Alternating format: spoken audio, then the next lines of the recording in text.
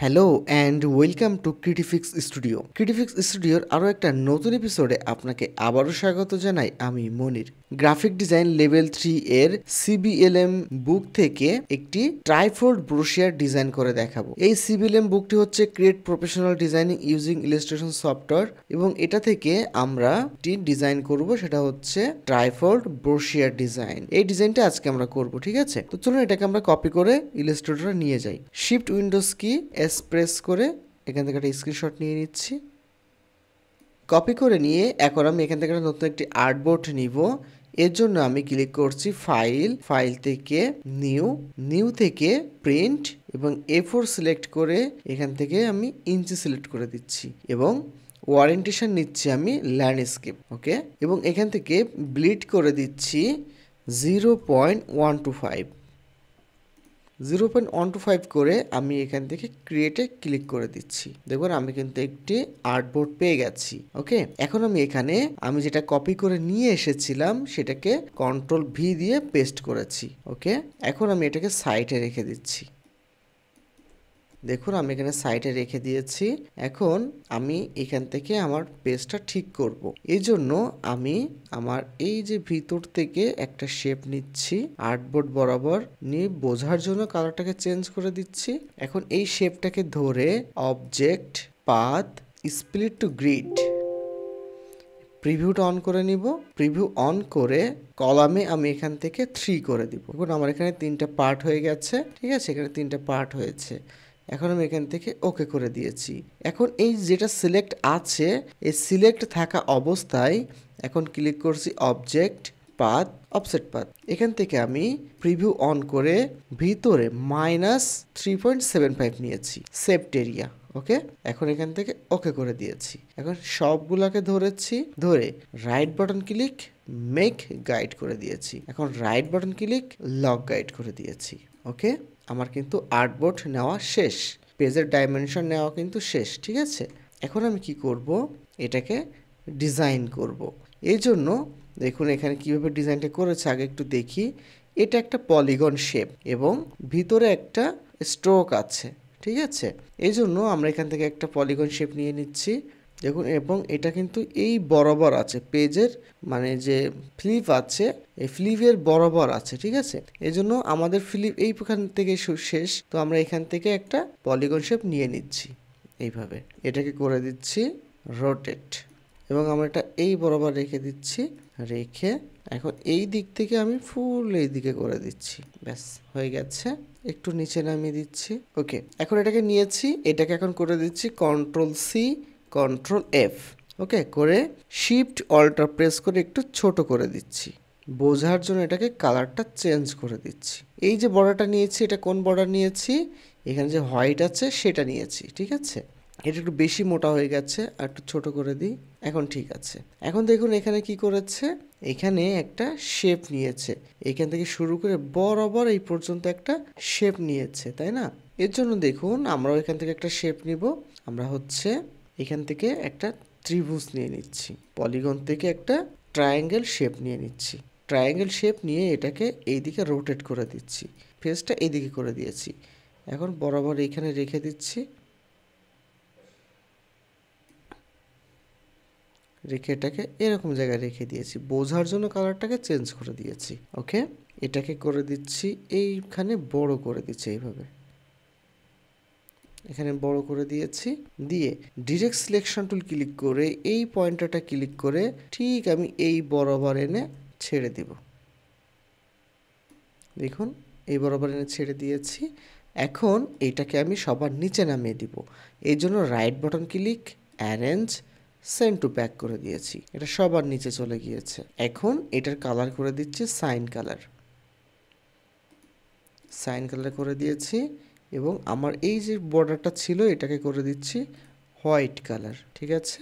এবং বোঝার জন্য এটার কালারটা করে দিচ্ছি ভিন্ন কালার, ঠিক আছে? আপাতত এইভাবে থাকুক, আমরা পরে চেঞ্জ করছি। এরপরে কি আছে দেখুন, এই বর্ডারটা কিন্তু এইখান থেকে ক্রপ করা আছে, ঠিক আছে? এখান থেকে ক্রপ করা আছে এবং এখানে টোটাল একটা ইমেজ আছে।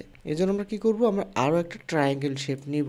আমরা আর একটা ট্রায়াঙ্গেল শেপ নিয়েছি, নিয়ে এখন এটাকে আমরা এই দিকে রোটেট করে দিচ্ছি। রোটেট করে দিয়ে এটাকে এরকম জায়গায় রেখে দিচ্ছি। একটু ছোট করে দিচ্ছি এটাকে, ব্যাস এরকম একটা ছোট করে দিয়েছি। ছোট করে একইভাবে আমরা এখানে আরেকটা ট্রায়াঙ্গেল নিব, নিয়ে এটাকে করে দিব রোটেট এইদিকে। এটাকে করে দিচ্ছি ঠিক এই বরাবর এইখানে, এবং এটাকে করে দিচ্ছি একটু বড়, ঠিক আছে? এটাকে এই দিকে করে দিচ্ছি, ব্যাস দেখুন হয়ে গেছে। এই বরাবর করে দিয়েছি। এখন এই পাশে শেপটাকে কেটে ফেলতে হবে। এই জন্য কী করব, এখান থেকে একটা পেন টুল দিয়ে এই বরাবর একটা স্ট্রোক নিয়েছি, নিয়ে দুটোকে একসাথে ধরে শেপ বিল্ডার টুল দিয়ে এটাকে কেটে ফেলেছি, এগুলোকে কেটে ফেলেছি, ঠিক আছে? এখানে একটা শেপ পাচ্ছি স্ট্রোক, এটাকে রিমুভ করে দিয়েছি, ব্যাস দেখুন আমি কিন্তু শেপটা পেয়ে গেছি। বোঝার জন্য এটাকেও কালার করে দিব, এটাকেও কালার করে দিয়েছি, এটাকেও সেম কালার করে দিচ্ছি। তো খেয়াল করে দেখুন এখানে কিন্তু একটু গ্রেডিয়েন্ট ইউজ করেছে।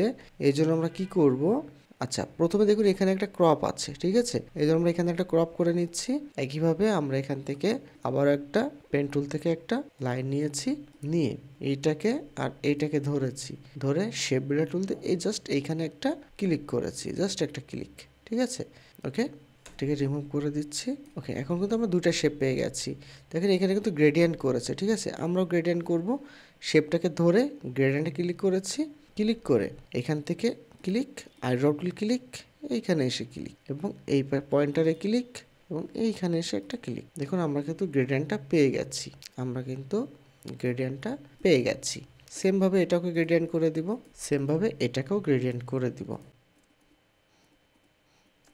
উপরের ফ্রন্ট পার্টের ডিজাইন আমাদের শেষ। এখন হচ্ছে নিচের সেকশন।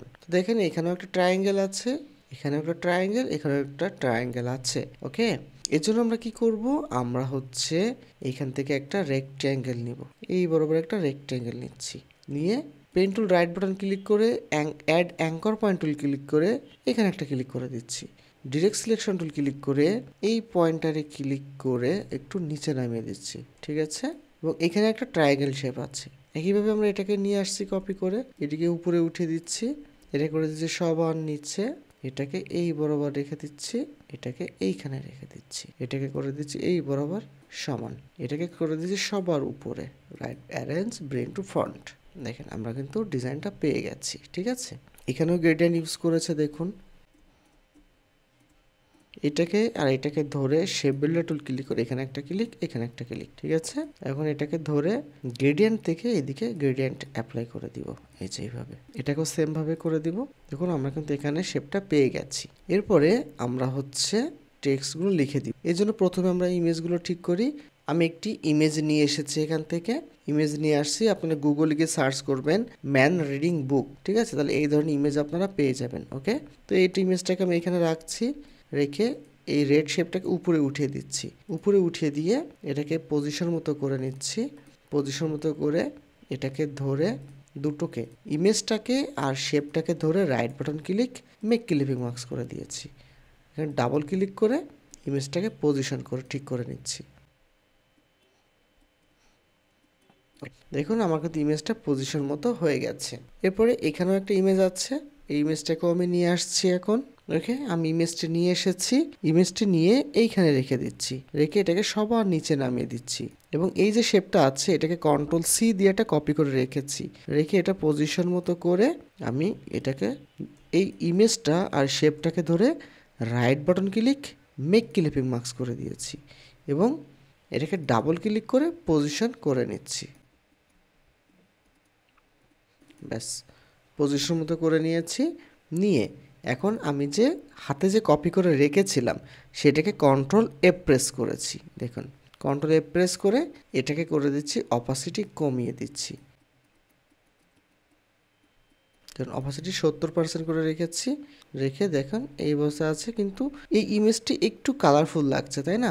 এই জন্য এটাকে ধরবো, ধরে ট্রান্সপারেন্সি থেকে, ট্রান্সপারেন্সি এটা এখানে না থাকলে উইন্ডো থেকে নিয়ে আসবেন ট্রান্সপারেন্সি, ঠিক আছে? তো আমি এখান থেকে ট্রান্সপারেন্সি থেকে নর্মাল থেকে মাল্টিপল করে দিচ্ছি, করে এখান থেকে অপাসিটিটা বাড়িয়ে দিচ্ছি।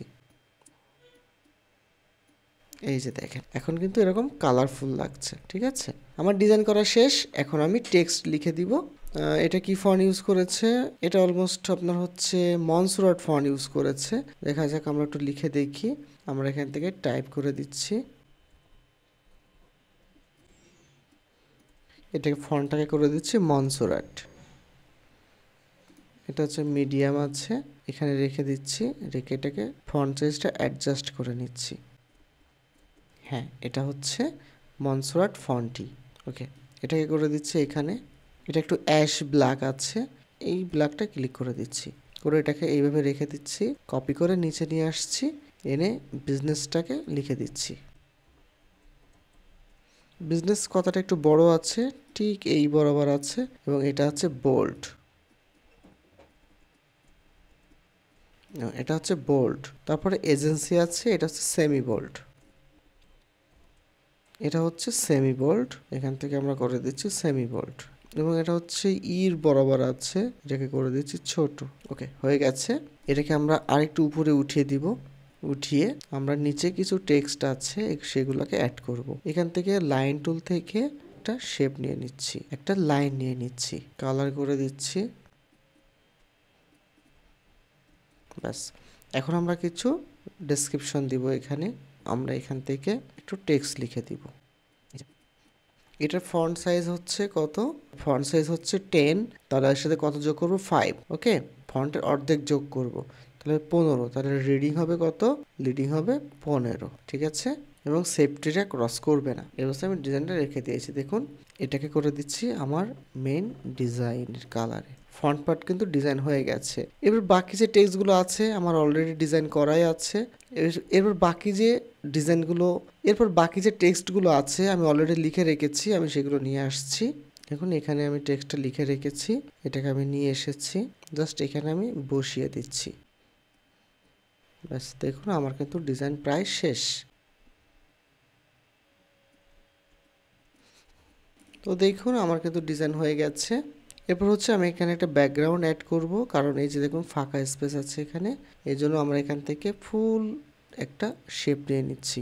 এটাকে করে দিচ্ছি বরাবর করে, এটাকে সবার নিচে নামিয়ে দিব এবং এটার কালার করে দিব হোয়াইট কালার। দেখুন আমার ডিজাইন কিন্তু শেষ, দেখতে পাচ্ছেন।